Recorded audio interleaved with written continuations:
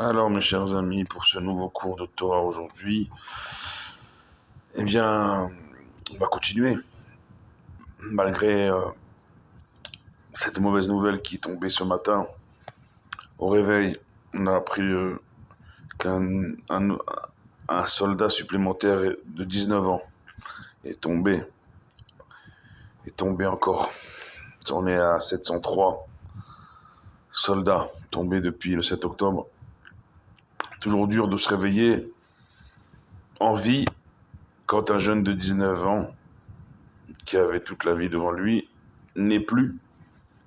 Et ça fait tout à fait le lien avec le cours qu'on a fait hier, que beaucoup d'entre vous ont apprécié. Je vous remercie de votre gentillesse. Voilà, le cours d'hier, c'était de dire merci. On commence dès maintenant à se dire merci. Et merci d'abord et avant tout, vous l'avez compris hier, d'être en vie. Après la nouvelle que je viens de vous annoncer ce matin, de la perte de ce soldat, avant tout, merci d'être en vie. Tout le reste n'est que commentaire et superflu. Mais vraiment, hein, vraiment. Euh, Tant qu'on est en vie, on doit continuer et ne jamais s'arrêter à dire merci. Rien ne vaut la vie. C'était le titre du livre du grand rabbin Yosef Chaim Sitruk. Après son attaque cérébrale, il a eu le droit à plusieurs autres années de vie alors qu'il aurait dû partir plusieurs années avant. Et il a écrit un livre, Rien ne vaut la vie, même si sa vie n'était plus la même après, mais il était en vie. Et il est toujours en vie parce que nos maîtres, nos sages sont toujours en vie. Celui qui laisse quelque chose derrière lui, il sera toujours en vie, comme les enfants chantent David, Melech Israël, Chai Vekayam. Ils chantent, les enfants, que le roi David, il est vivant et à tout jamais. Parce que ce qu'il a laissé derrière lui, c'est l'œuvre la plus chantée, autant dans les joies que dans les peines au monde, par toutes les religions, par toutes les confessions, les psaumes de David. Les psaumes du roi David, les Teilim, qui composent 90% de nos prières, de joie comme de peine. Voilà ce qu'il a laissé, voilà pourquoi jusqu'à aujourd'hui, on chante que David, le roi, eh bien, il est toujours vivant. Et pour toujours, à travers les mots qu'il a gravés dans ce livre incroyable. À tel point que le rabbi précédent, ils disent que si on savait l'importance de chaque mot, de chaque psaume, et on passerait nos journées à ne faire que ça, à ne lire que les psaumes, à ne lire que des télim, tellement chaque mot que le roi David a écrit recèle de profondeur insondable.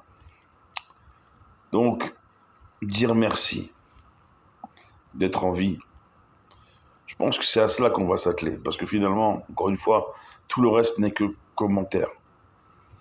Merci, une fois qu'on a remercié d'être en vie, c'est dire merci d'être en bonne santé. Ça aussi, ça coule pas de source.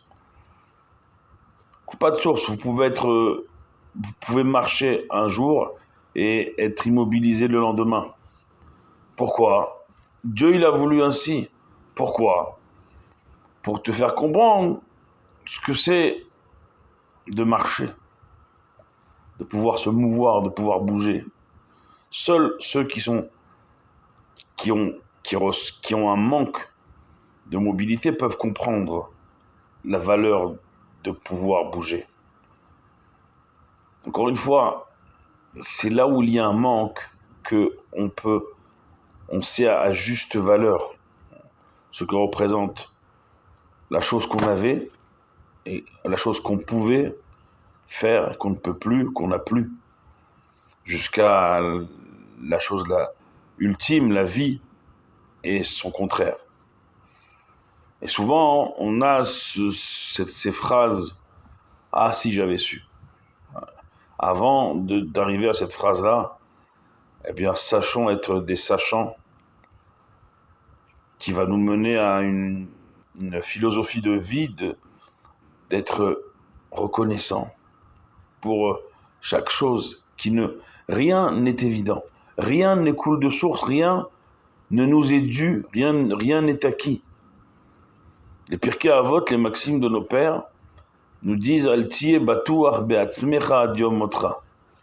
Ne sois jamais sûr de toi-même jusqu'au jour de ta mort. Là, tu peux être sûr que tu es vraiment mort. Mais jusqu'à ce jour, ne sois pas sûr de toi.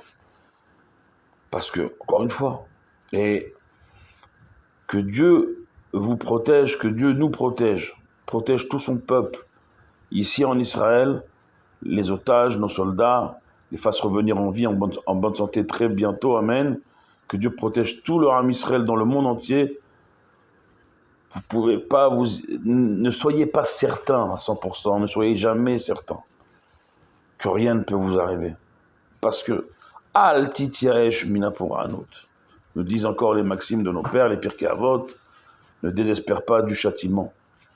Mais pas un châtiment pour punir, un châtiment pour t'apprendre.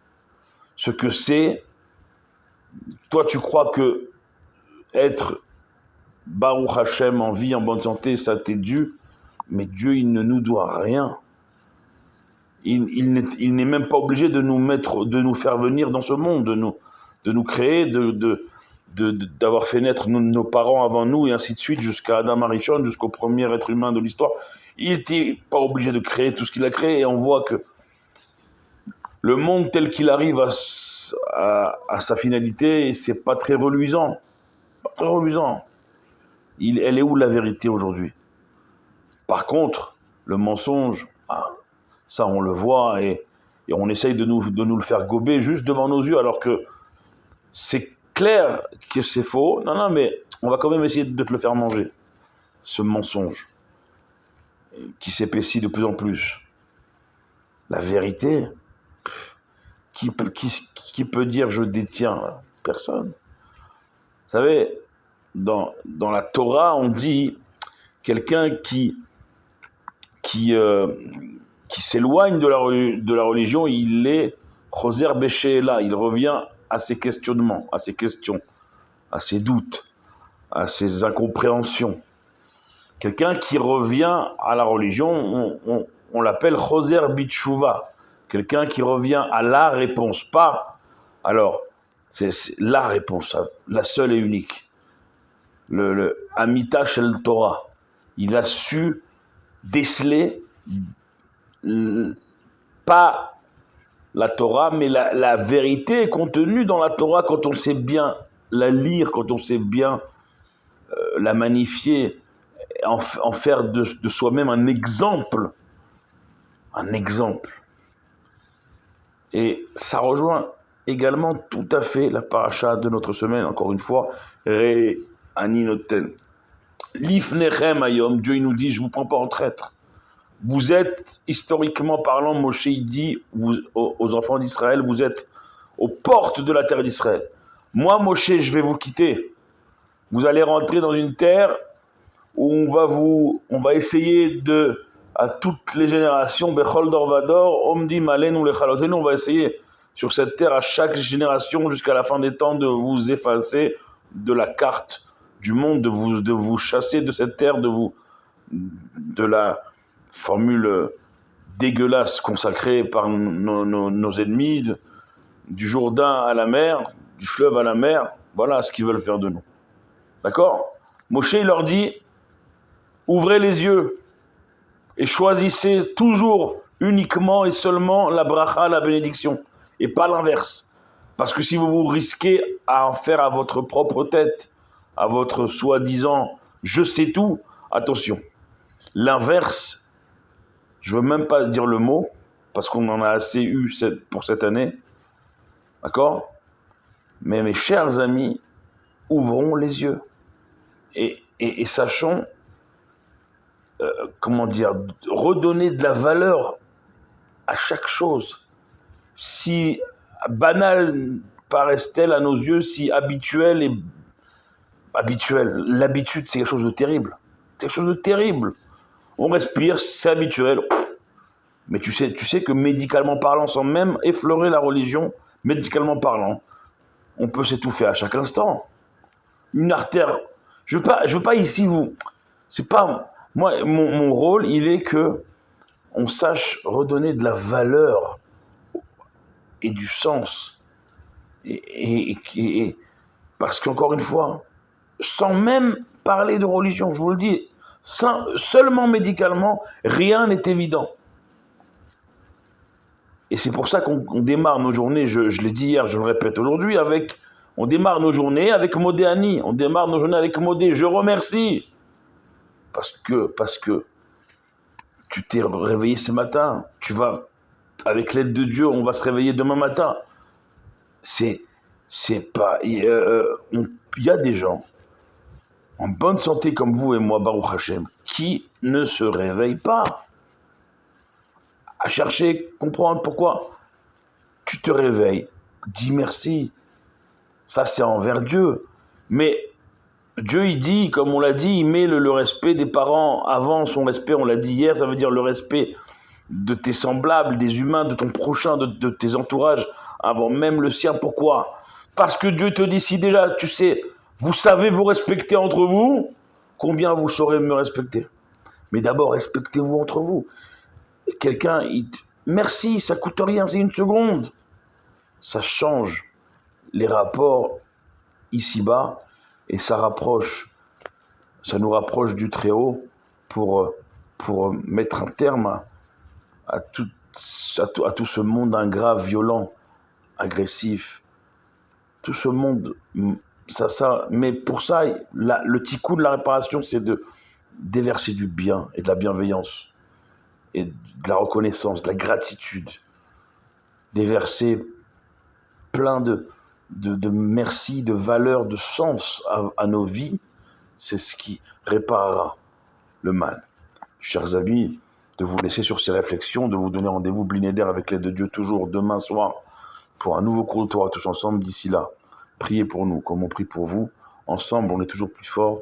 Baruch Adonai Leolam. Amen ve Amen.